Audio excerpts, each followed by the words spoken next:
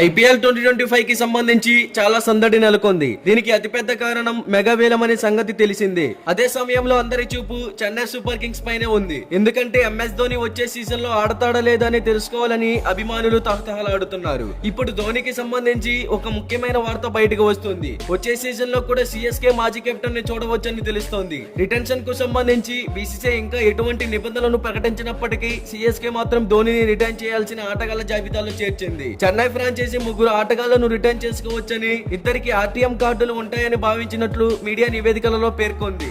ఇటువంటి పరిస్థితిలో ఫ్రాంచైజీ రుతురాజ్ గైక్వాడ్, రవీంద్ర జడేజా, శివం దుబే, మతీషా పతిరానా, ఎంఎస్ ధోనిలను కొనసాగించాలని ప్లాన్ చేసింది. ధోని తదుపరి సీజన్ లో ఆడతాడా లేదా అనేది ఇంకా నిర్ణయించబడలేదు. అయితే మాజీ కెప్టెన్ ఫ్రాంచైజీ పర్సువేలో కంటే ఎక్కువ డబ్బును కోరుకోవడం లేదు. ఈ కారణంగా అతి తక్కువ మొత్తానికి రిటైన్ అవనున్నట్లు తెలుస్తోంది. లేదా బీసీసీఐ అనుమతిస్తే అతను అన్క్యాప్డ్ ప్లేయర్ గా ఆడడం చూడవచ్చు. పాత నిబంధన ప్రకారం ఒక ఆటగాడు 5 ఏళ్ల పాటు అంతర్జాతీయ క్రికెట్ లో ఆడకపోతే అతను అన్క్యాప్డ్ ప్లేయర్ గా పరిగణిస్తారు. ఈ నిబంధన 2021 సంవత్సరం నుంచి తీసివేశారు. అయితే చెన్నై సూపర్ కింగ్స్ ఈ నియమాన్ని మళ్ళీ ఉపయోగించాలని యోచిస్తుంది. మరి ఈ నిబంధనను తిరిగి తీసుకురావాలా లేదా అనేది పూర్తిగా ఐపీఎల్ గవర్నింగ్ కౌన్సిల్ ఆధారపడి ఉంది. మెగా వేలానికి సంబంధించి బీసీసీఐ ఇంకా నిబంధనలను ప్రకటించలేదు. ఈ కారణంగా ఎంతమంది ఆటగాళ్లను రిటైన్ చేయాలనే విషయంలో గందరగోళం నెలకొంది. అయితే నిబంధనలను త్వరలో ప్రకటించవచ్చని, నవంబర్ చివరిలో భారతదేశం వెలుపల మెగా వేలం నిర్వహించవచ్చని చెబుతున్నారు. ఇలాంటి పరిస్థితుల్లో ఏ ఫ్రాంచైజీ ఎంతమంది ఆటగాళ్లను రిటైన్ చేస్తుందనేది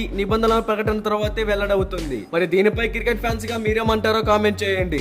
ఇలాంటి ఐపీఎల్ మెగా యాక్షన్ కి సంబంధించిన పూర్తి వివరాలు మీరు తెలుసుకోవాలి అనుకుంటే మన ఛానల్ ని సబ్స్క్రైబ్ చేసుకోండి. అలాగే ప్రక్కనే ఉన్న గంట సింబల్ ని యాక్టివేట్ చేసుకోండి. Thank you for watching.